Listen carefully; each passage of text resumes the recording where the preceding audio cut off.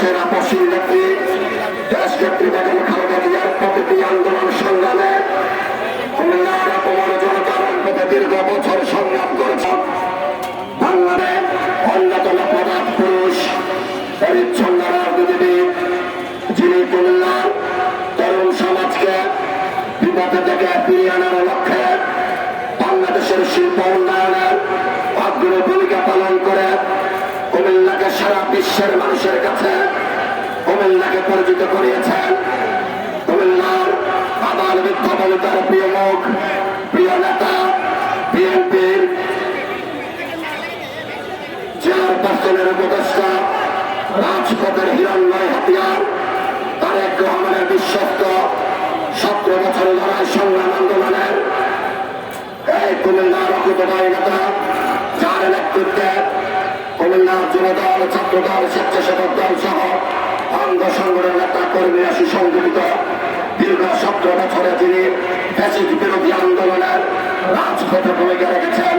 প্রিয় নেতা হাজী আমির রশিদ আসিফের মনোনয়ন প্রত্যাশী হিসেবে ফাইনাল তালিকায় মনোনয়ন পাবে সে আশা ভরসায় কুমিল্লার অপমান জনতা আজকের বৃহস্পতিবার সবাই রোজা পালন করে কুমিল্লার ঐতিহ্যবাহী এই টাউন হল মাঠে ইফতার রাত মুহূর্তে দোয়ায় সামিল হয়েছেন।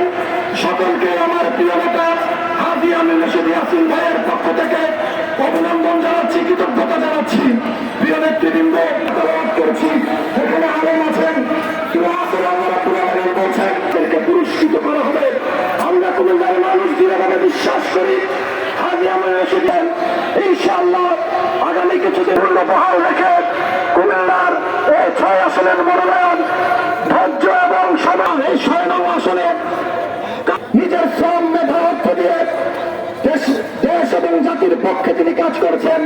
যিনি দলের সর্বাধিক যিনি সাপোর্ট দিয়ে গিয়েছেন, ইনশাআল্লাহ আগামীর মূল্যায়ন করবে বলে আমরা বিশ্বাস করি। এই সদর আসন ওনাকে মূল্যায়ন করবে জন্য দোয়া করবেন। যিনি বাংলাদেশের অবসংবাদিত নেতা, প্রিয় নেতা, সকল বাংলাদেশ একটি বিজয় কথা এখানে শেষ করছি।